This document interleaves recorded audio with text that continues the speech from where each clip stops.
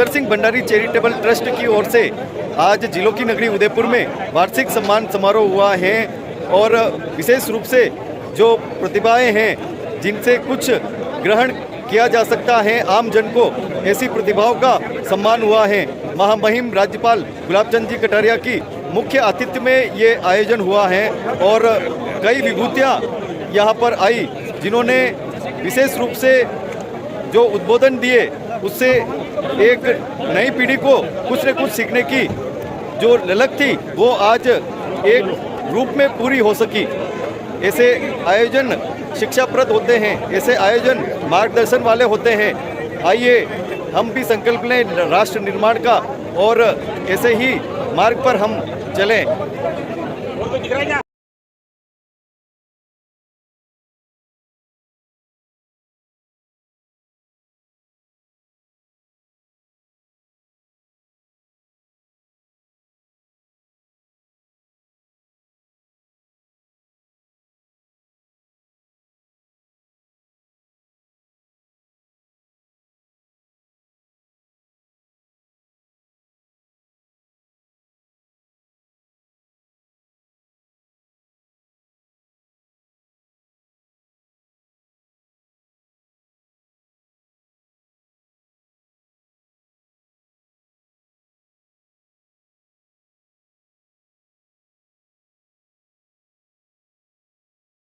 अखिल भारतीय विधि नीति प्रमुख, धर्म जागरण समन्वय केंद्र जयपुर, वंशावली संरक्षण और संवर्धन संस्थान, अखिल भारतीय संस्कृति समन्वय संस्थान एवं जन कल्याण संस्थान जयपुर के संरक्षक होकर संस्कृति संवर्धन न्यास के केंद्रीय ट्रस्ट धर्म जागरण समन्वय के महामंत्री का गुरुत्व दायित्व निर्वहन। मैं श्रीमती रजनी जी डाकी से आग्रह कर रहा हूँ कि वे भी मंच पर उपस्थित रहें सारे जी। और अब मैं आग्रह कर रहा हूँ सम्मान के इस क्रम में भीलवाड़ा से हमारे बीच पधारे श्रीमान मिट्ठू लाल जी स्वर्णकार, तालियों की करतल ध्वनि से अभिनंदन करें मिट्ठू लाल जी स्वर्णकार।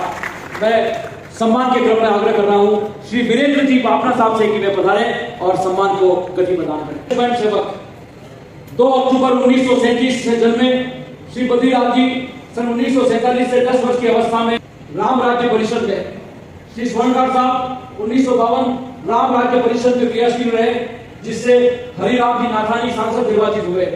गो हत्या बंदी आंदोलन में आपने बहुत कार्य किया कि सुंदर सिंह जी भंडारी द्वारा तैयार किया गया तो चित्तौड़गढ़ में आप द्वारा ही तत्कालीन प्रधानमंत्री जवाहरलाल जी नेहरू को सौंपा गया।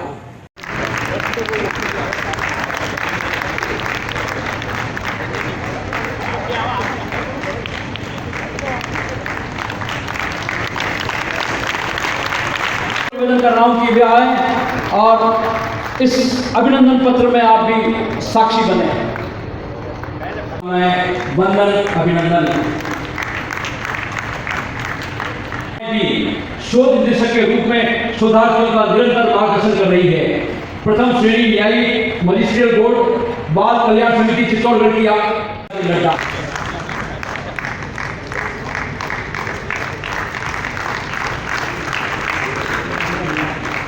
डॉक्टर बीएल बसेर साहब उदयपुर।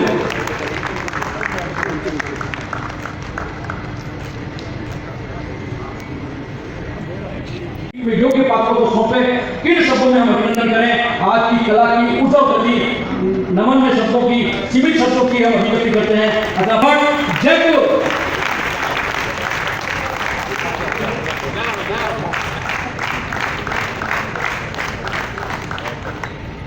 अभिनंदन अभिनंदन। थोड़ा सा नीचे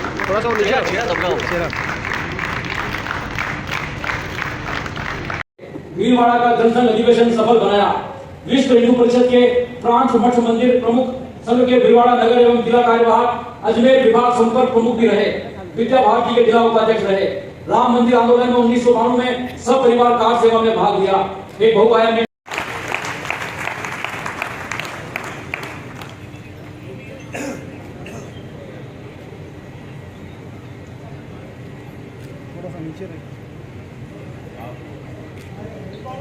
मिट्ठू लाल जी साहब स्वर्णकार। 24 वर्ष की आयु में आपने शिक्षा के क्षेत्र में सुंदर स्वप्न लोगों को जोधपुर की धरती पर साकार स्थापित किया। बहुत छोटे स्तर पर प्रारंभ 2002 में इनके उत्कृष्ट क्लासेज प्रकल्प आज सूर्य नगरी की प्रभाव विस्तारित कर रहा है। नूतन मनोवैज्ञानिक विधाओं के साथ प्रत्यक्ष शिक्षण के साथ 650 से अधिक ई लर्निंग पाठ्यक्रम अब उत्कृष्ट ऐप के जरिए सैकड़ों विद्यार्थियों की प्रगति का मार्ग प्रशस्त कर रहा है। समाज सेवा, आर्थिक उदारता की गंगा, लाल सागर परियोजना, गीता भवन, राम मंदिर अयोध्या, नारी उत्थान, बालिका शिक्षा, सेवा ट्रस्टों, चिकित्सालयों, धर्मशालाओं, आत्मनिर्भरता प्रकल्पों, वीरांगना कल्याण, कलाकारों, साहित्यकारों को सहयोग, विधवाओं के कल्याण, विश्व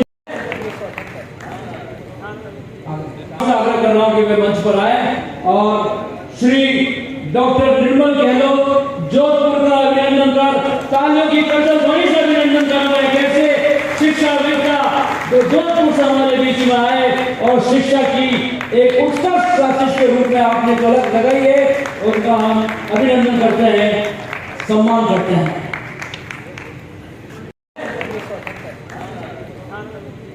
आग्रह कर रहा हूं कि वे मंच पर आए और श्री डॉक्टर निर्मल गहलोत जोधपुर का अभिनंदन कर तालियों की करतल ध्वनि से अभिनंदन कर रहे हैं। कैसे शिक्षाविद्ता जो जोधपुर से हमारे बीच में आए और शिक्षा की एक उत्कृष्ट क्लासेस के रूप में आपने झलक लगाई है, उनका हम अभिनंदन करते हैं, सम्मान करते हैं।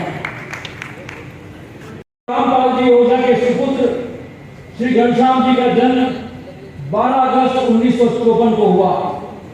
बीएससी तक की औपचारिक शिक्षा प्राप्त करते विद्यार्थी काल से ही नीति अनुशासन, ईमानदारी एवं मानवता के जीवन मूल्यों को जीवन लक्ष्य मानकर उद्योग जगत के लिए नामी हस्ताक्षर समाज सेवा की ओर उन्मुख हुए। सामाजिक सेवा जोधपुर नगर निगम के अध्यक्ष, सारावत ब्राह्मण के न्यासी समाज के अध्यक्ष, राजस्थान ब्राह्मण महासभा के प्रधान संरक्षक, राजस्थान स्काउट व गाइड जोधपुर डिवीजन के प्रमुख, जोधपुर मानव सेवा ट्रस्ट के अध्यक्ष रहते, लायंस क्लब के अध्यक्ष व कोषाध्यक्ष रहे। औद्योगिक संगठनों में आप लघु उद्योग भारती के अखिल भारतीय महासचिव, जोधपुर प्रांत के अध्यक्ष, राजस्थान अध्यक्ष एवं अखिल भारतीय कोषाध्यक्ष भी रहे। यशस्वी हो और आप दीर्घायु होकर स्वास्थ्य लाभ लेते रहे, ये हमारे श्री घनश्याम जी ओझा और आपका सम्मान कर रहे हैं श्री प्रताप राय जी जो आपके सेवा के साथी।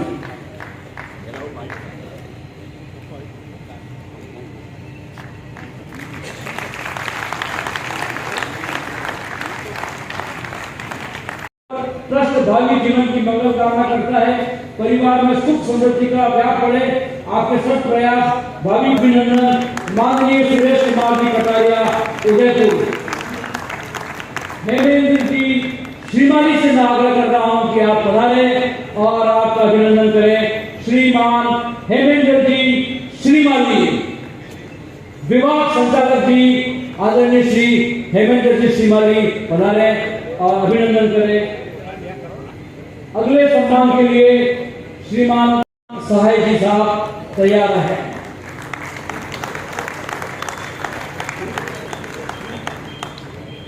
उत्कृष्ट कार्यों के लिए राज्य सरकार ने आपको स्टेट मेरिट अवार्ड से सम्मानित किया। आप मुख्य अभियंता एवं प्रबंध निदेशक, राजस्थान राज्य सड़क विकास निगम, महाप्रबंधक, राजस्थान राज्य सड़क विकास निगम रहे।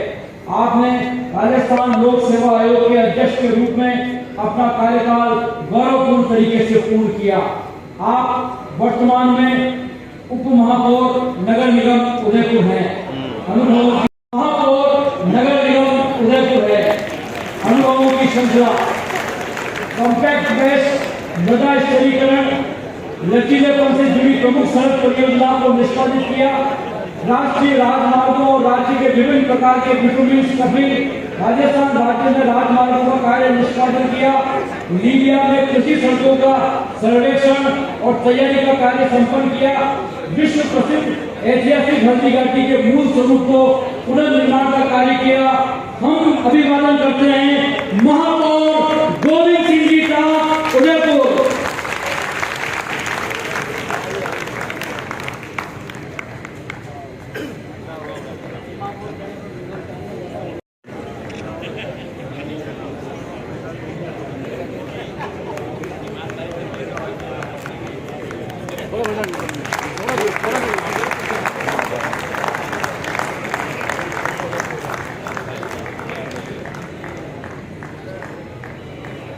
एक नर्सिंग कर चुकी है, एक बालक एलएलबी कर रहा है तथा 2 बालक परीक्षा की तैयारी में है। इसके साथ ही संगीत, computer, art, drawing, dance, games आदि की गतिविधियां संचालित होती है। खेल सफल जीवन वंचितों को शिखर का मार्गदर्शन कराती आपकी अनिवर्सरीय साधना को प्रणाम। आप आरोग्यपूर्ण सुखायु हो, आपके साथ को साधुवाद, आपको कोटि कोटि मंगल कामनाएं। श्रीमती बिमला जी कुमावत जयपुर का हार्दिक अभिनंदन।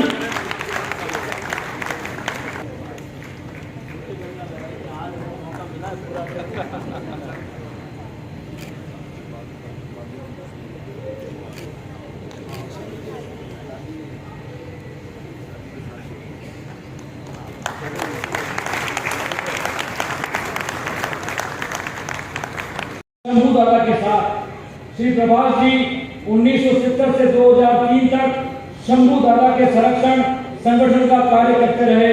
अखिल भारतीय निर्माण मजदूर महासंघ के आप 2 वर्षों तक राष्ट्रीय अध्यक्ष रहे। सेवानिवृत्त है ये है श्रीमान प्रभाष जी चौधरी भीलवाड़ा।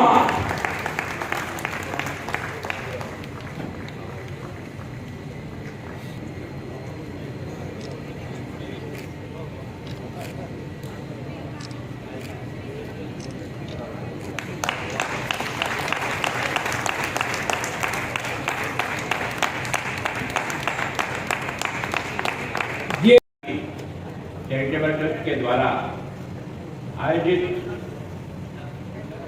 विभिन्न क्षेत्रों में लंबे समय तक जिन्होंने काम के आधार पर भंडारी जी के स्वप्नों को पूरा करने के लिए प्रयत्न किया, उनके सम्मान समारोह में हम सब यहाँ उपस्थित हैं। हमारा सौभाग्य है कि संघ के क्षत्रिय प्रचारक जी ने व्यक्ति निर्माण ही राष्ट्र निर्माण है और संघ और संघ के विभिन्न संगठनों ने व्यक्ति निर्माण के द्वारा ही राष्ट्र की सबसे बड़ी सेवा की है। इस विषय को आपके बीच में रखा। आज हमारे ट्रस्ट का सौभाग्य है, जब से हमने शुरू किया हमारे सबसे वरिष्ठ और उस पीढ़ी के अंदर एक लंबे समय तक काम करने वाले श्रीमान हीरालाल जी कटारिया, जो आज भी इस उम्र में भी हमारे हर कार्यक्रम में उपस्थित रहते हैं, आज उनकी उपस्थिति में यह कार्यक्रम हो रहा है।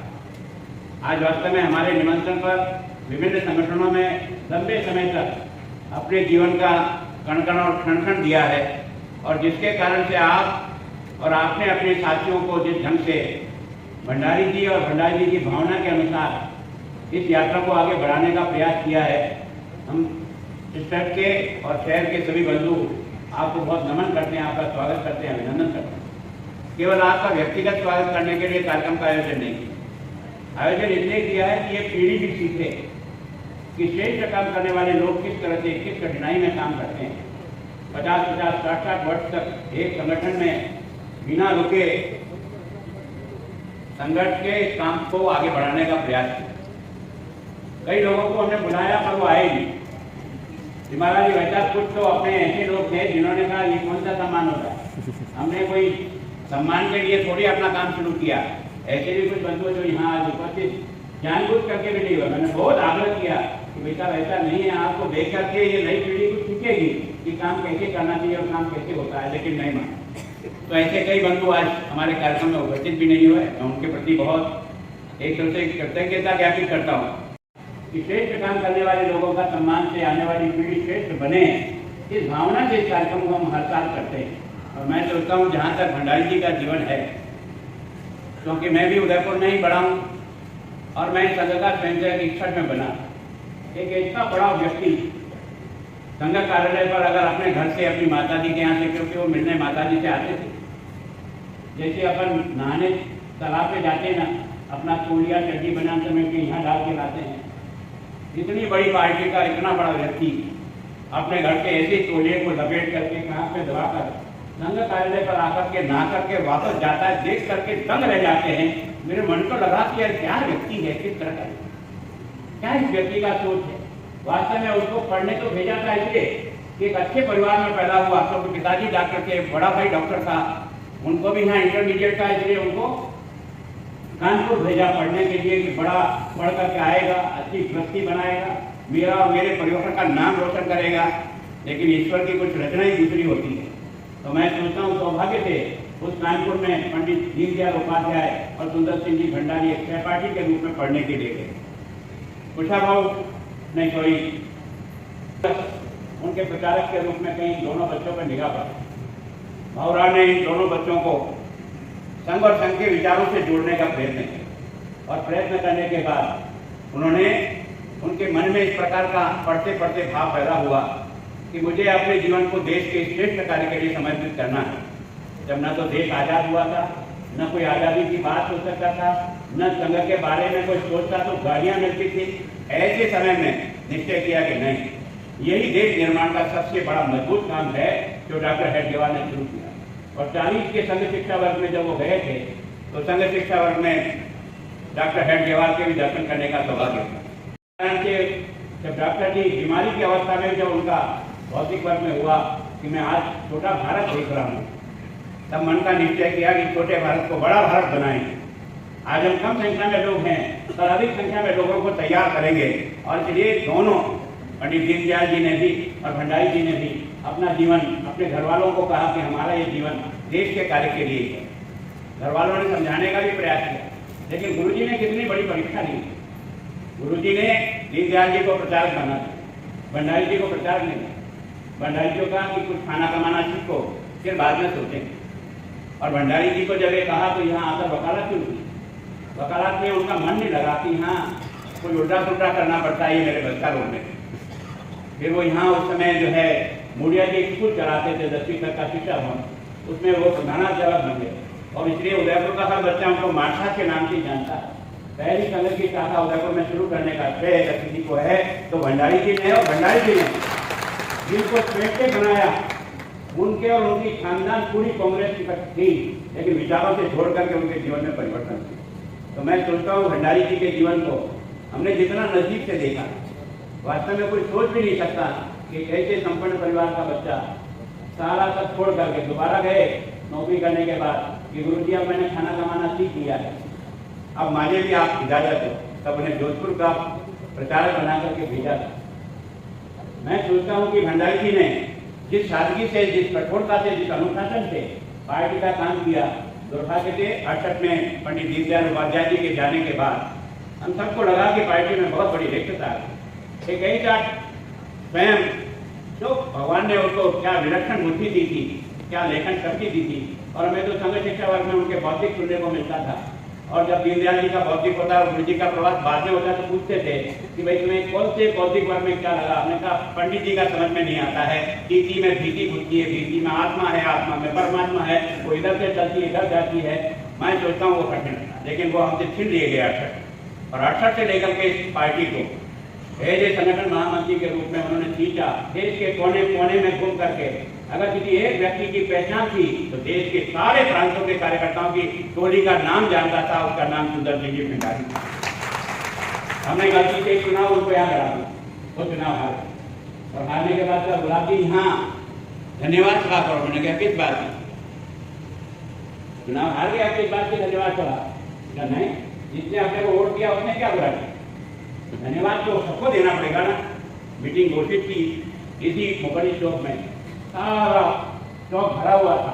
हम सब ने अपने अपने भाषण ठोक दिए थे, लेकिन हमारे भाषण का जनता पर कोई बहुत असर नहीं। लेकिन जब भंडारी जी बोलने खड़े हुए और उन्होंने सबको धन्यवाद दिया, आधे से अधिक लोगों के आंखों में पानी थी। तो कैसा अजीब व्यक्ति है कि हारने के बाद भी वही कार्यकर्ता को तैयार करते। आज हम हजारों कार्यकर्ता हैं, ऐसे तपस्वी लोगों के काम के कारण से आपको और मुझे तैयार किया है।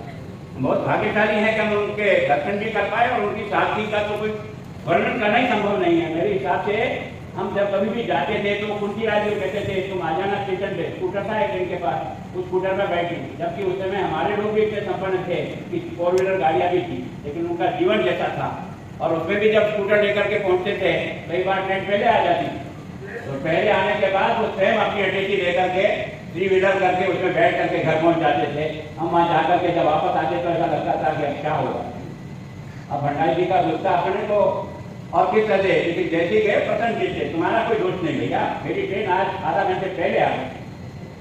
किस प्रकार का कार्यकर्ताओं का एक तरह से मान और सम्मान बढ़ाना, इस प्रकार से कार्यकर्ताओं को अपने साथ लेकर काम करना, मैं सोचता हूँ कि ऐसा संगठन पोषण और इस प्रकार का शांतिपूर्ण जीवन हम लोगों ने प्रयत्न किया कि भंडारी जी की याददाश्त को इस नई पीढ़ी में बराबर पहुंचाते रहे, समझाते रहे, सुनते रहे, सुनाते रहे।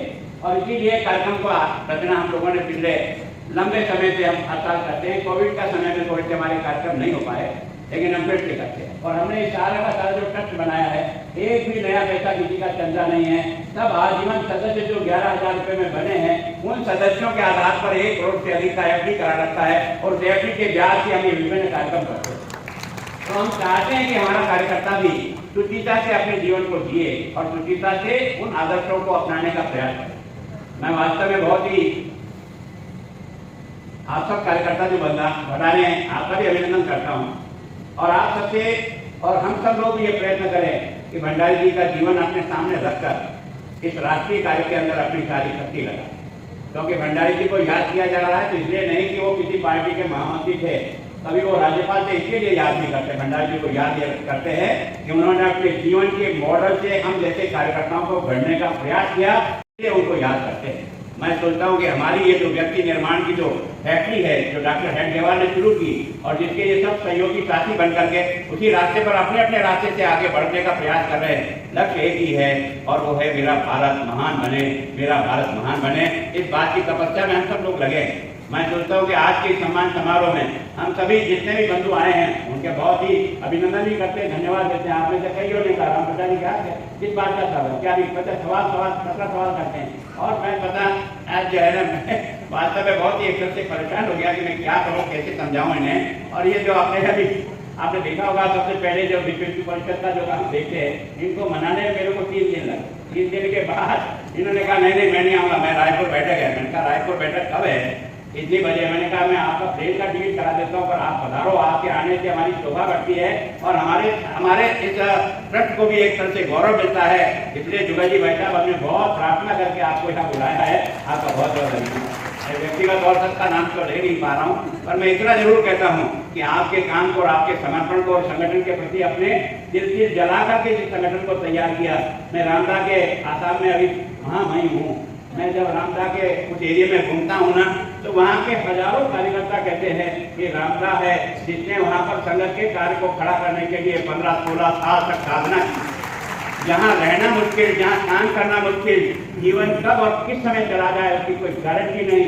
इस प्रकार के वातावरण में भी जिन्होंने अपने आप को खपा करके संगठन को खड़ा किया, आज पूर्वांचल अगर बचा हुआ है तो आप जैसे तपस्वी लोगों के समर्पण के कारण से आज पूर्वांचल बचा हुआ है, आज पूर्वांचल आगे बढ़ा है। सच में वास्तव में आप सबको सम्मानित करके हम ऐसा अनुभव करते हैं कि हम कोशिश करेंगे कि आपके पद चिन्हों पर चल करके कुछ देश के लिए काम कर पाए।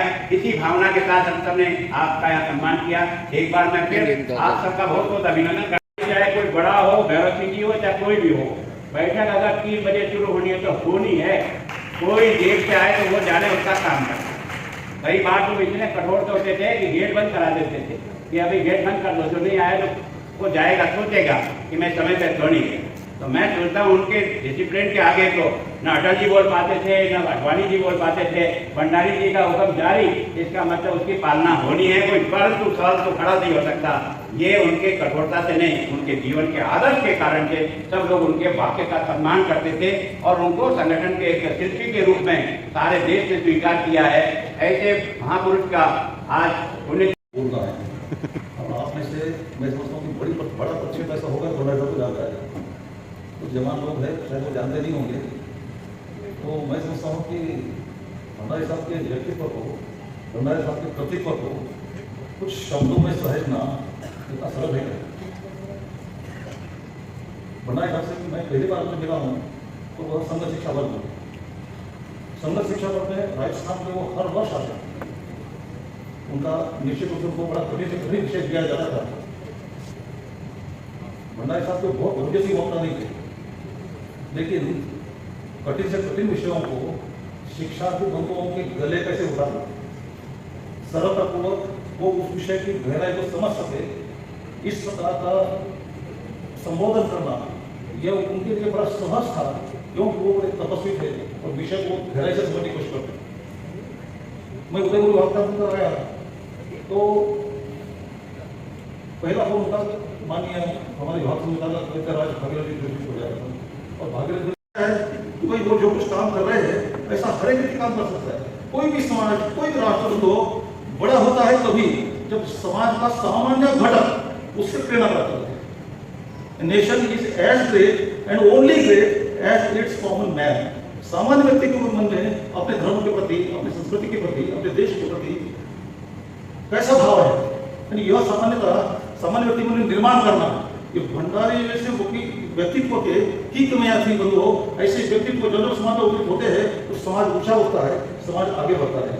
इस नाते से राजनीतिक क्षेत्र में आज हम देखते हैं तो मुझे लगता है कि इस प्रकार के गुणों को राजनीतिक क्षेत्र में काम करने वाले लोगों को ज्यादा जरूरत है, क्योंकि उनका जो जीवन देखते हैं, उनकी जो महत्वाकांक्षा देखते हैं, उनकी जो दौड़ देखते हैं तो कभी कभी मन में प्रश्न खड़ा होता है।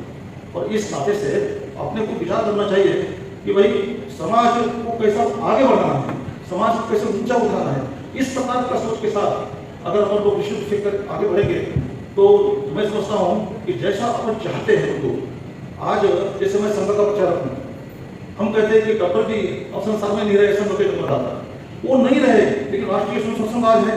राष्ट्रीय स्वयं संघ है तो डॉक्टर जी आज जीवित है ऐसा मान सकते। आज संघ का जो भी स्वरूप है वो डॉक्टर जी का निर्माण किया हुआ स्वरूप है। तो इसी प्रकार से भंडारी जी ने राजनीतिक क्षेत्र में जिस प्रकार की अपेक्षाएं रखी, भंडारी जी ने राजनीतिक क्षेत्र में जिस प्रकार का एक मानदंड कर दिया हो तो उस प्रकार के मानदंड के अनुसार समाज चले। हमारे मुख्यमंत्री ने कहा कि ऐसे पदचिन्हों पर चलना चाहिए, लेकिन भंडारी जी ने पदचिन्ह बनाए हैं और हम सब लोगों को उनके गुणों को धारण करते हुए अपन लोग अगर आगे उनको जीवन में उतारते हुए थोड़ा बहुत कुछ अंश उतारेंगे, हम समाज को जैसा हम चाहते हैं उस प्रकार का और धीरे धीरे परमात्मा की असीम अनुकंपा से वैसी परिस्थितियां बनती जा रही होगी। उनके जीवन चरित्र पर बहुत ज्यादा बोलना ये मेरा अधिकार नहीं है, लेकिन मेरे बात में हो सकता है कि मैं निवेदन करूंगा कि कटारिया जी अवश्य उनके संस्मरण सुनाएंगे जिन्होंने वर्षों तक उनके साथ में कार्य किया है। मुझे एक घटना याद है, जब माननीय अटल बिहारी जी वाजपेयी भारत के प्रधानमंत्री होते थे और भंडारी जी को बिहार का राज्यपाल बना करके वहां पर भेजा था। अनेक बार हम चर्चा करते हैं, विद्वानों के भाषण सुनते हैं, प्रवचन सुनते हैं, उपदेश सुनते हैं, लेकिन कैसा जीवन होता है वो एक घटना इस प्रकार का एक उदाहरण देती है। जब वो गवर्नर हाउस में गए और वापस वहां से जब निकले गुजरात के लिए तो कहते हैं कि उनके हाथ में एक अटैची थी और एक बैग था। संन्यास्त जीवन कैसा होता है, प्रचारक जीवन कैसा होता है, एक कर्मयोगी का जीवन कैसा होता है, हम सबके लिए वो घटना बहुत ही प्रेरणास्पद है। और आज भी हम सबको ये प्रेरणा देती है कि केवल भाषण से सादगी नहीं आती, बोलने से सादगी नहीं आती, थोड़ा भंडारी जी के जीवन के संस्मरणों को सुनना और पढ़ना यदि हम करेंगे तो, क्योंकि उस समय मीडिया में भी आया कि इतने बड़े व्यक्ति और उनके पास अपना कुछ भी नहीं, समय के पालन के बारे में होगा। आज बहुत अच्छा लगा, आदरणीय कटारिया जी ने बहुत कठोरता से ठीक 5 बजे कार्यक्रम शुरू किया है। ये भी जो गुण है ये हमने भंडारी जी के जीवन से भी सीखा है। वैसे तो वो संघ की कार्य पद्धति में रचे बसे थे, विकसित हुए थे, लेकिन अपने जीवन के अंदर कभी भी कोई भी कार्यक्रम 1 मिनट भी देरी से उन्होंने और नहीं पहुंचे। आयोजनकर्ताओं ने गलती की होगी, लेकिन वो समय से पूर्व ही सब जगह पहुंचते रहे। उनके जीवन चरित्र पर बहुत ज्यादा बोलना ये मेरा अधिकार नहीं है, लेकिन मेरे बात में हो सकता है कि मैं निवेदन करूंगा कि कटारिया जी अवश्य उनके संस्मरण सुनाएंगे जिन्होंने वर्षों तक उनके साथ में कार्य किया है। मुझे एक घटना याद है, जब माननीय अटल बिहारी जी वाजपेयी भारत के प्रधानमंत्री होते थे और भंडारी जी को बिहार का राज्यपाल बना करके वहां पर भेजा था। अनेक बार हम चर्चा करते हैं, विद्वानों के भाषण सुनते हैं, प्रवचन सुनते हैं, उपदेश सुनते हैं, लेकिन कैसा जीवन होता है वो एक घटना इस प्रकार का एक उदाहरण देती है। जब वो गवर्नर हाउस में गए और वापस वहां से जब निकले गुजरात के लिए, तो कहते हैं कि उनके हाथ में एक अटैची थी और एक बैग था। संन्यास्त जीवन कैसा होता है, प्रचारक जीवन कैसा होता है, एक कर्मयोगी का जीवन कैसा होता है, हम सबके लिए वो घटना बहुत ही प्रेरणास्पद है। और आज भी हम सबको ये प्रेरणा देती है कि केवल भाषण से सादगी नहीं आती, बोलने से सादगी नहीं आती। थोड़ा भंडारी जी के जीवन के संस्मरणों को सुनना और पढ़ना यदि हम करेंगे तो, क्योंकि उस समय मीडिया में भी आया कि इतने बड़े व्यक्ति और उनके पास अपना कुछ भी नहीं, समय के पालन के बारे में होगा। आज बहुत अच्छा लगा, यादव कटारिया जी ने बहुत कठोरता से ठीक 5 बजे कार्यक्रम शुरू किया है। ये भी जो गुण है ये हमने भंडारी जी के जीवन से भी सीखा है। वैसे तो वो संघ की कार्य पद्धति में रचे बसे थे, विकसित हुए थे, लेकिन अपने जीवन के अंदर कभी भी कोई भी कार्यक्रम 1 मिनट भी देरी से उन्होंने और नहीं पहुंचे। आयोजनकर्ताओं ने गलती की होगी, लेकिन वो समय से पूर्व ही सब जगह पहुंचते रहे। ऐसा जीवन भंडारी जी और उनके साथ रहे हुए ऐसे श्रेष्ठ जिन्होंने जिया है, वो आज हम सबको इस प्रकार का और एक पथ प्रदर्शक के रूप में नित्य प्रति मार्गदर्शन करते हैं। कोई चलता पद चिन्हों पर, कोई पद चिन्ह बनाता है वही सूरमा इस युग में जो अपनी राह बनाता है। हम तो उनके पद के अनुगामी हैं। उन्होंने जो पद चिन्ह बनाए थे उन पद चिन्हों पर चलने का प्रयत्न करते हैं, लेकिन हम याद करें कि वो एक काल और परिस्थिति थी जब अपने इस देश के अंदर संघ का कार्य प्रारंभ हुआ। कैसी विकट परिस्थितियां रही होगी। नागपुर से जिस भगीरथी के प्रवाह का शुभारंभ हुआ और एक व्यक्ति डॉक्टर केशवराव बलिराम हेडगेवार ने जब ये हुंकार भरी, अपने मन का संकल्प व्यक्त किया कि मैं संपूर्ण देश भर के अंदर एक परिवर्तन लाऊंगा, तो लोगों ने उस समय उपहास उड़ाया, मजाक उड़ाई, तिरस्कार किया, अनेक प्रकार की उपमाएं दी। लेकिन 15 वर्षों तक जो उन्होंने ये काम खड़ा किया, तो उनके बारे में ऐसा कहते हैं कि 40 में जब वो चले गए, कल ही उनका और पुण्यतिथि का दिन था 21 जून, तो जाते जाते उन्होंने अनेक हेडगेवार खड़े कर दिए। ऐसे जो उन्होंने अपने आदर्श, क्योंकि हमारी कार्यपद्धति की सबसे बड़ी विशेषता यह है कि हमने भाषण से, प्रचार से, प्रसिद्धि से ऐसे लोग खड़े नहीं किए तो दूसरों को देख करके हम सीखे और खड़े हुए हैं। और ये जो उदाहरण जो उन्होंने डॉक्टर जी ने अपने स्वयं के जीवन का रखा, जहां अधिकांश हम सभी स्वयंसेवक हैं, इसलिए हम जानते हैं कि ऐसे भंडारी जी जैसे कितने ऐसे श्रेष्ठ स्वयंसेवकों ने उस विकट परिस्थितियों के अंदर जिस विचार के साथ एक प्रतिबद्धता उन्होंने की, उसको जीवन भर निरंकार भावना से निभाया और हिंदुत्वनिष्ठ जीवन शैली, और सबसे बड़ा है सेवा और संवेदना का भाव। इसको लेकर के चले हुए लोगों ने संपूर्ण देश भर के अंदर जब इस विचार के प्रवाह को स्थापित कर दिया, तब जो लोग बिल्कुल मजाक में लेते थे उन्होंने विरोध प्रारंभ किया और वो विरोध ही कंठ का तीर्ण मार गए। उस कांटों के भरे राह पर अनेक प्रकार की बाधाएं, अनेक प्रकार के कष्ट, अनेक प्रकार की यातनाएं, इन सबको झेल करके भी और उस कार्य को और गतिमान करते हुए आगे की तरफ बढ़े। यानी कैसे लोग खड़े हुए अपने इस विचार से। एक उदाहरण ध्यान में आता है कि 48 के अंदर जब प्रतिबंध के समय एक संघचालक थे महाराष्ट्र के अंदर, उनका एक बड़ा पिक्चर हॉल था, उसको जला दिया गया। तो जब वो पिक्चर जला गया, उनको समाचार मिला, तो वो भागे अपने घर से जाकर के देखा तो उनके श्रीमती के साथ थे।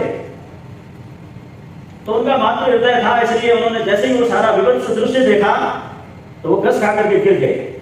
थोड़ी देर बाद उनको होश आया तो वो अपने पति यानी संघचालक जी को पूछती है कि हमारा सब कुछ जल करके स्वाहा हो गया है, अब हम क्या करेंगे। कल भी हमारा व्यापार की दृष्टि से कुछ भी हमारे हाथ में नहीं रहा, तो जो संघ चालक थे, जो इस कार्य पद्धति से निर्मित हुए थे, कैसा मन था उसका ये उदाहरण है। उन्होंने कहा तो चिंता मत कर, क्योंकि हम सब जानते हैं उसके अंदर लकड़ी का बहुत उपयोग होता है। उन्होंने कहा मैं कल कोयले का व्यापार शुरू करूंगा। इस प्रकार के आघात, बाधाएं, उन सबको भी सहते हुए और निरंतर जब आगे बढ़ते हैं तो आज अपने इस विचार कार्य का जो हम व्याप देखते हैं उसकी और एक स्वीकृति समाज के अंदर बनी है। तो ये जो स्वीकृति बनी है, स्वीकार्यता जो बनी है, आज समाज की सज्जन शक्ति होंगे, अच्छे लोग होंगे, सब हमारे कार्य के साथ में खड़ा होना चाहते हैं। तो एक बात ये ध्यान में आती है कि कितनी लंबी एक अग्नि परीक्षा देनी पड़ी, कितना कठोर तप करना पड़ा, साधना करनी पड़ी, अनेक प्रकार के कष्ट और झंझावातों में से इस काम को निकालना पड़ा। और इसलिए आज का ये दिन, आज का ये आयोजन, चाहे एक व्यक्ति की स्मृति में हम कर रहे हैं, तो वो व्यक्ति नहीं थे, वो स्वयं विचार थे, वो स्वयं एक संस्था थे, जिन्होंने इस देश के अंदर उस परिस्थिति में जब पंडित दीनदयाल जी उपाध्याय की असमय मृत्यु हो गई और जो जनसंघ के अंदर एक रिक्तता आ गई, उसको भरने के लिए एक संकल्पबद्ध होकर के पूरे देश के कार्यकर्ताओं को किस प्रकार से संभाला होगा। एक जो परीक्षा पढ़ेंगे, उन्होंने जीवन में अनेक कार्यकर्ताओं की परीक्षा दी, लेकिन किसी के साथ अन्याय नहीं होने दिया। अनेक लोगों को नौकरी छुड़वा दी, काम करने के लिए दूरस्थ क्षेत्रों के अंदर भेजा।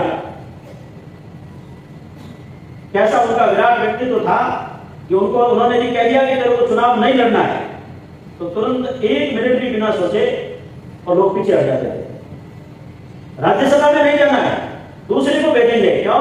क्योंकि इनको यदि भेजेंगे तो एक बहुत बड़ा समाज का वर्ग हमारे साथ जुड़ेगा, उनको सम्मान देना जरूरी है। कार्यकर्ता पीछे हट गया, लेकिन उस कार्यकर्ता जिसने त्याग किया है उसको कभी अपमानित नहीं होने दिया। जब भी अवसर आया है तुरंत उसको सम्मान दिया। आज जिस प्रकार की परिस्थिति बनी हुई है उसके अंदर हम सब वरिष्ठ लोगों को ये बात अपने ध्यान में रखनी चाहिए कि जब कार्यकर्ताओं की श्रृंखला ये विचार के लिए कटिबद्ध होकर के जिस समर्पण भाव से काम करते हैं, तो अवसर आने पर, समय आने पर उनकी संभाल करना, उनको स्नेह देना, उनको प्रोत्साहित करना, उनको अवसर देना। क्योंकि जब अवसर मिलता है तब प्रतिभा का प्रकटीकरण होता है। अनेक प्रतिभाएं समाज के अंदर हम देखते हैं, अपने कार्य के अंदर भी हम देखते हैं, यदि उनको अवसर नहीं मिलता तो दब करके रह जाती है। भंडारी जी के जीवन चरित्र को आप बहुत ज्यादा बारीकी से पढ़ेंगे, ऐसे विषय उदाहरण आपको मिलेंगे कि ऐसे इस प्रकार किसी भी कार्यकर्ता से उन्होंने अपेक्षा की है, वो खरा उतरा है, कभी उसको उन्होंने भूलने नहीं दिया, निरंतर इस प्रकार से उनको लेकर चले। ऐसे जो जीवन समाज के अंदर चलते फिरते आदर्श मॉडल के रूप में खड़े हुए, तब आज हम कहते हैं कि हमारे विचार प्रवाह को चलते हुए 2025 के अंदर 100 वर्ष हो रहे हैं। और अपने आंखों के सामने देखते देखते व्यक्ति निर्माण से राष्ट्र निर्माण की केवल भावना हमने व्यक्त नहीं की, तो वो जो लोग खड़े किए उन लोगों ने समाज जीवन के अंदर जा करके और वो जो कर्म रूप साधना की, बिना किसी प्रसिद्धि परामुख को लेकर के, प्रसिद्धि परामुख जो जीवन उन्होंने जिया, इसके कारण से आज वो समाज के केंद्र बिंदु है। इनकी कोई अपेक्षा नहीं थी कभी हमको कोई सम्मानित करेगा, और इसके लिए काम भी नहीं किया। कई ऐसे जिनको जबरदस्ती बुलाया गया है, होगा ऐसा मुझे लगता है, लेकिन जो काम जो खड़े किए हैं समाज के अंदर, इसका ये तात्पर्य ये होगा कि हमने व्यवस्था को कोसा नहीं, व्यवस्था की आलोचना नहीं की, आरोप प्रत्यारोप नहीं लगाए।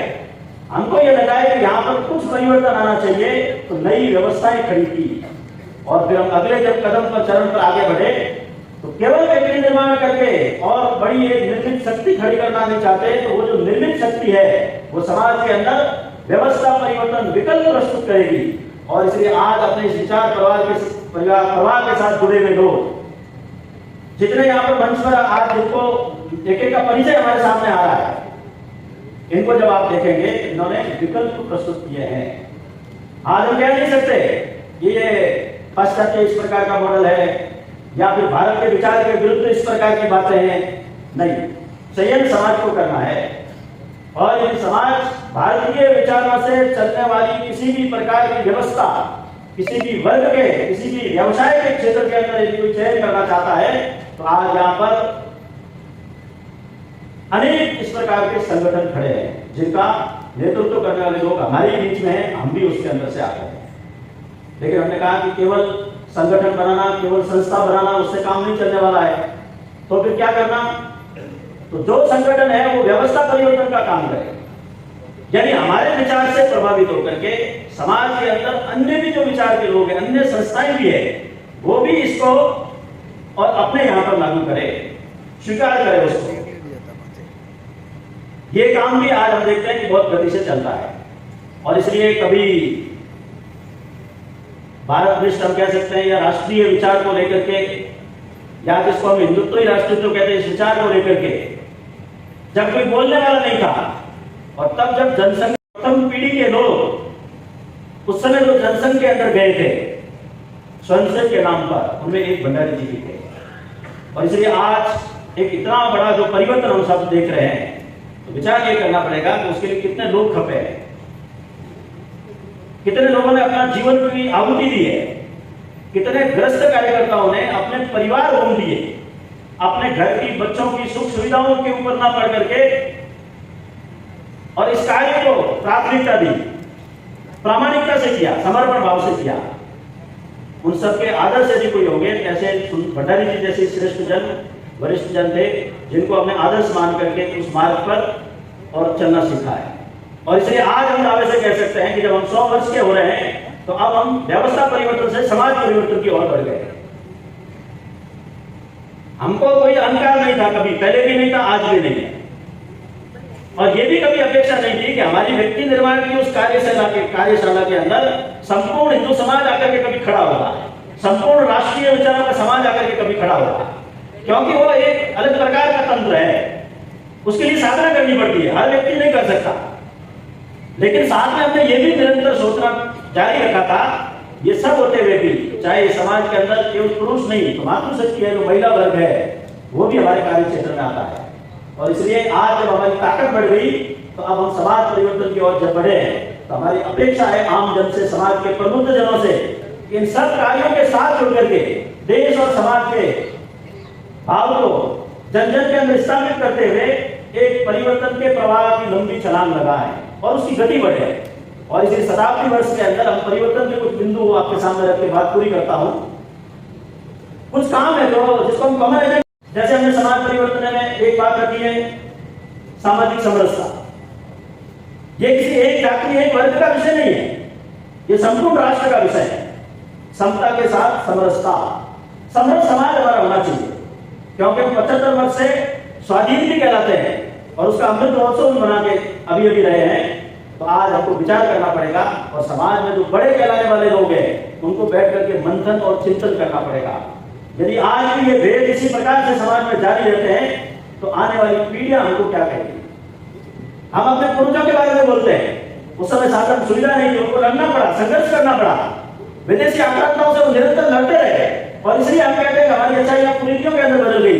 लेकिन आज हम ये नहीं कह सकते, क्योंकि आज तो हम पढ़े लिखे हैं, आज हमारे पास विज्ञान है, तकनीक है, परंपराएं हैं, हमारी संस्कृति की एक लंबी विरासत है, ऐसे जीवन जीने वाले लोग हैं जो हमको प्रेरित करते हैं। इसलिए समरसता पर गंभीरता से समाज ध्यान दे। दूसरा बिंदु है पर्यावरण। ये पर्यावरण सबके हित का विषय है, संपूर्ण विश्व जिससे चिंतित है, और इसलिए वृक्षारोपण, जल संरक्षण और यूज एंड थ्रो जिसको कहते हैं, उस प्लास्टिक से समाज को मुक्त करना एक संस्था का विषय नहीं, एक संगठन का विषय नहीं। जिन जीवन मूल्यों पर भंडारी जी जैसे श्रेष्ठ पुरुषों ने अपना सर्वस्व समर्पित किया, उसका ये एक अंग है। आज हमको संकल्प के रूप में लेकर के चलना पड़ेगा। तीसरा एक बिंदु है कि आज हमारा परिवार कैसा है, परिवार में हम साथ बैठते हैं क्या, परिवार में विघटन क्यों हो रहा है, परिवार क्यों टूट रहे हैं? क्योंकि आपाधापी के इस प्रतिस्पर्धा के युग के अंदर हम सब भौतिकवादी हो गए हैं।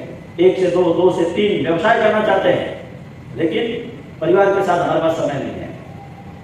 इसलिए आग्रह किया है कि समाज कुटुंब प्रबोधन के रूप में अपने परिवार के सदस्यों के साथ 7 दिन में, 15 दिन में बैठ करके चिंतन करे, साथ में बैठ के भोजन करे, भजन करे, परिवार की प्रगति की चर्चा करे, अपने बच्चों के संस्कारों की बात करे।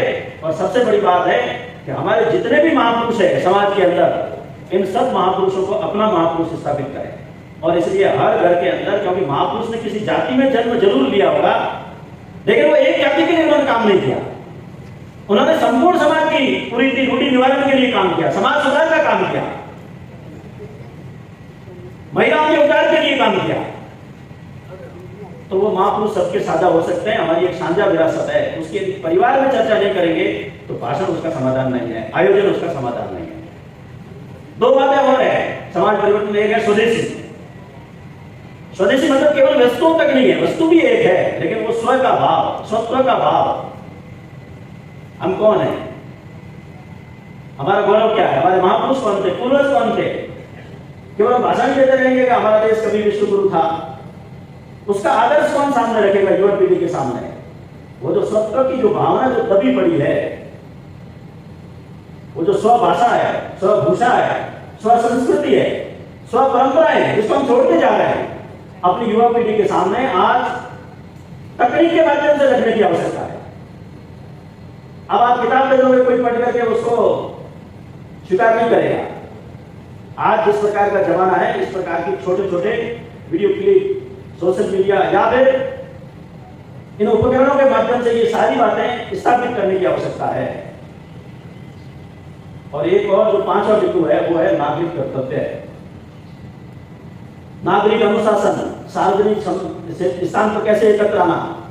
हम जब किसी कार्यक्रम में आते हैं तो अनुशासन दिखता है, समय की पाबंदी दिखती है, लेकिन हमारी जो बिरादरी उसके अंदर हम यदि आयोजन करते हैं तो वहां दिखता है क्या, वहां कोई जूते चप्पल लाइन में खोलता है क्या, वहां कोई सूचना पालन होता है क्या। और इसके अलावा भी जितने भी नागरिक शिष्टाचार के विषय हैं, कहीं भी सार्वजनिक संपत्ति का उपयोग होगा, रोड लाइट होगा, रेल होगा, बस होगा, यातायात के लिए हम सभी काम में लेते हैं, तो ये स्वभाव में नहीं है। इसलिए घर घर में इस बात की हमको और चर्चा करनी पड़ेगी, तब हम इस बड़े परिवर्तन की ओर आगे बढ़ेंगे। आप सबने स्वतंत्रता दिवस पर अपने देश के माननीय प्रधानमंत्री जी का भाषण सुना होगा। उन्होंने पंच प्राण की बात कही, पंच प्रण। भारत का हर व्यक्ति इस पंच प्रण को लेकर के चले। उसमें पहला है एक विकसित भारत का संकल्प। हम इस प्रकार से फील करें, अंदर से गौरव होना चाहिए, हमको एक स्वाभिमान जगना चाहिए कि मैं एक विकसित भारत के अंदर रहता हूं, विकसित भारत की ओर बढ़ रहा हूं, मेरा देश विकसित भारत बन रहा है। ये चर्चा का हमारा विषय बनता है क्या। दूसरा है उपनिवेशित, यानी गुलामी की मानसिकता से बाहर निकलना। हमारे यहाँ तो कुछ नहीं है साहब, जो है वो अंग्रेजों की देन है, और बात बात पर अपनी परंपराओं को, अपने पूर्वजों को कोसते रहना, इससे बाहर निकालना, ये उपनिवेशित मानसिकता है। हम एक बड़ा परिवर्तन ला सकते हैं।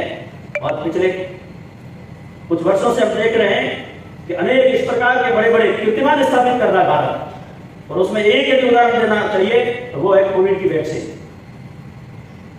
ये एक मन का भाव अपना बनना चाहिए। तीसरा बिंदु है हमारी विरासत, हमारी संस्कृति। अपने महापुरुषों को के प्रति अश्रद्धा निर्माण की जा रही है। अपने ही महापुरुषों की देवी देवताओं की खिल्ली उड़ाई जा रही है। ठीक है, उसके पीछे का विज्ञान हम बीच के समय में भूल गए। इसलिए जो विरासत की बात करते हैं, संस्कृति की बात करते हैं, अध्यात्म की बात करते हैं, धर्म की बात करते हैं, ऐसे समस्त श्रेष्ठ पुरुषों को इन सब बातों को विज्ञान के साथ संबद्ध करके और स्थापित करना पड़ेगा, तभी बातें स्थापित होगी। और इसलिए उसके प्रति, एक विरासत के प्रति, संस्कृति के प्रति हमारा एक अभिमान इस प्रकार का करना चाहिए। चौथा बिंदु उन्होंने बताया, और समाज की एकजुटता। देश के प्रति, राष्ट्र के प्रति हमारा कर्तव्य है। विश्व पितामह ने और उसमें बोला है, महाभारत के अंदर एक पर्व में आता है कि देश की सीमा वो माता के वस्त्रों के समान होती है, जिसकी रक्षा करना पुत्र का प्रथम कर्तव्य होता है।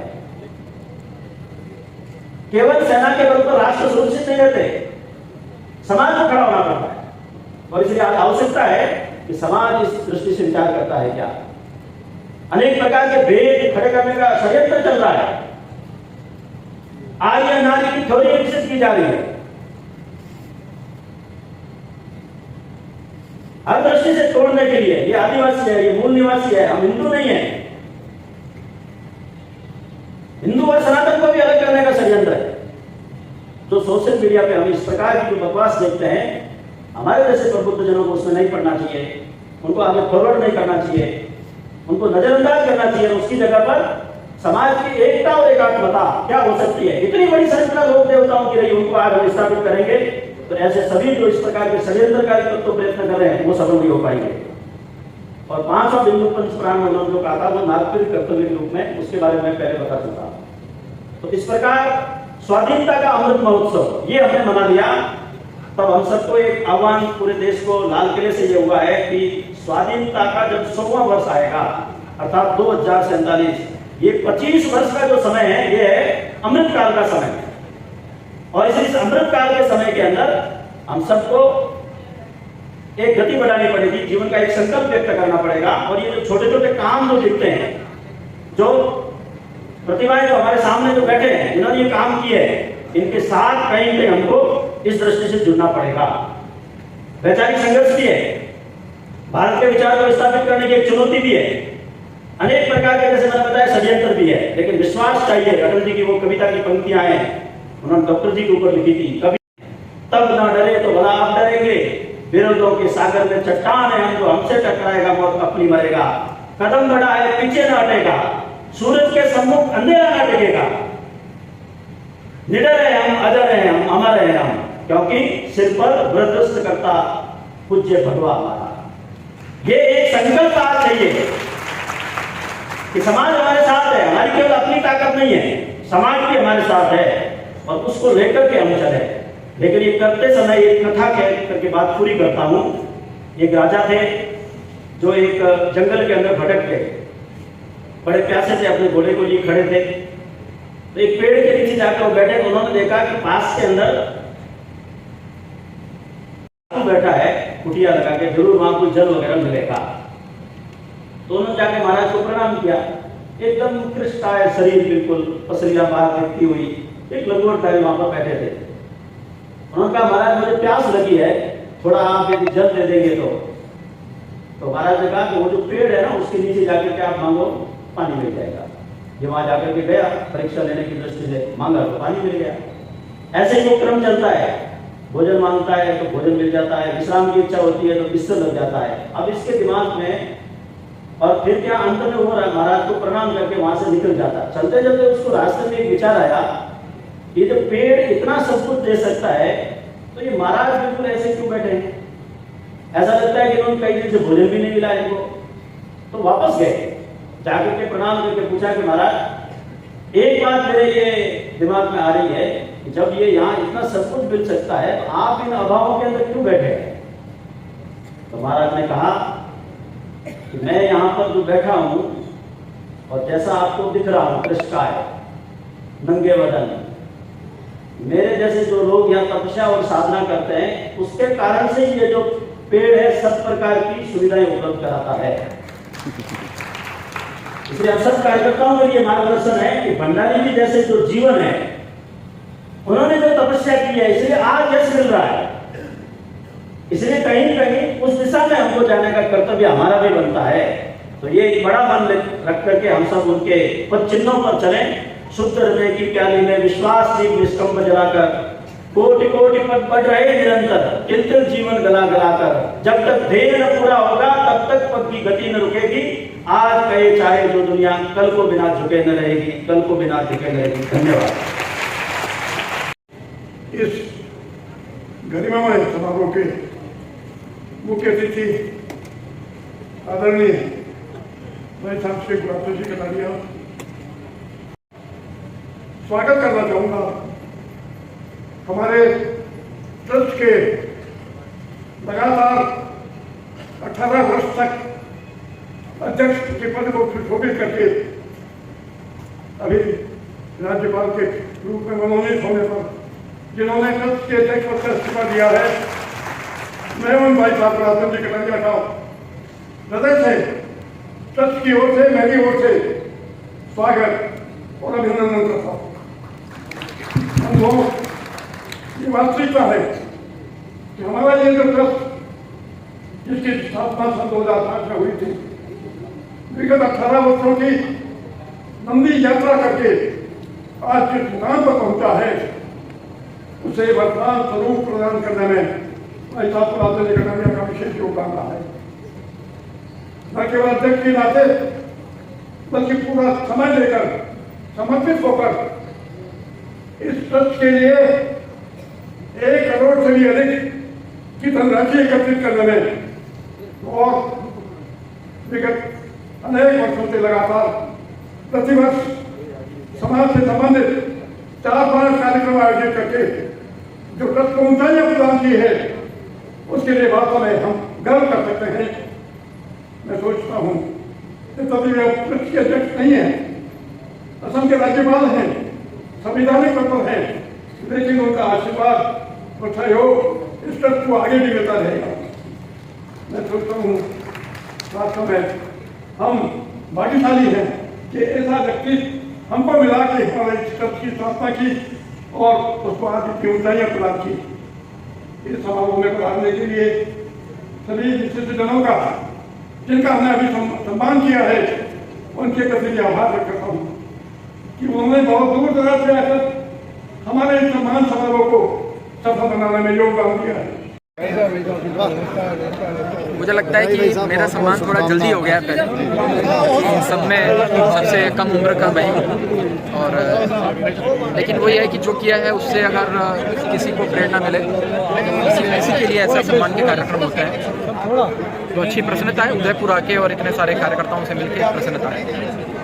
हाँ, जो बड़ी उपस्थिति आई है यहाँ उदयपुर की विशेष रूप से प्रबुद्ध जन आए हैं, माताएं बहनें, उन सबको मैं धन्यवाद देना चाहता हूँ। जितना मनोयोग से इतना ध्यान देकर के उन्होंने सुना है तो मैं समझता हूँ कि उनके जीवन पर भी प्रभाव पड़ेगा और आगे जाकर के देश के लिए धर्म के लिए अच्छा रहेगा।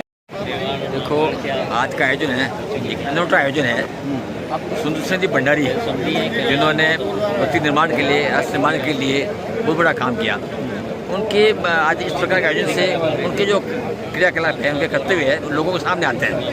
अगर हम लोग उनसे कुछ सीखें उसमें आगे बढ़ने की कोशिश करें निश्चित रूप से देश का एक बहुत बड़ा भला कर सकते हैं। आज गुलाब जी कटारिया साहब एक छोटे से कार्यकर्ता से अपना काम शुरू करने के बाद में आज असम के राज्यपाल बने। असम के राज्यपाल बनने के बाद में महामहिम में बहुत बड़े पद में है, उसके बावजूद इस प्रकार से साधारण कार्यकर्ता के साथ आज काम कर रहे थे देखिए बड़ी अनुभूति होती है। हम लोग बहुत भाग्यशाली है कि हमारे साथ इस प्रकार के कार्यकर्ता है, इस प्रकार के व्यक्ति है, उनकी इस प्रकार की सोच है, निश्चित रूप से बहुत बड़ा सराहनीय है। मैं इस अवसर पर माननीय सुंदर सिंह जी भंडारी को सदा समर्पित करता हूँ और प्रयास करेंगे कि उनके बताए बारे को हम लोग सब चले। भंडारी साहब के आदर्शों को पालन करने की दृष्टि से मैं समझता हूँ कि ये समारोह बहुत ही अच्छा है, प्रेरणादायक है और हमें भी लगा कि जो कुछ हमने आज हमको सम्मानित किया गया है मैं समझता हूँ कि हमको और अधिक काम करने की ज़रूरत है ताकि और अधिक लोग इससे प्रोत्साहित होकर इस तरह से उदाहरण बन सकें।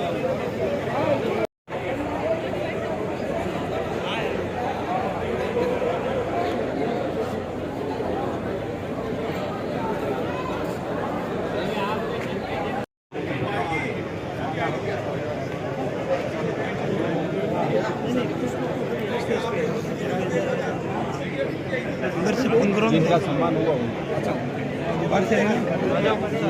सब बुजुर्ग है, सब बुजुर्ग है।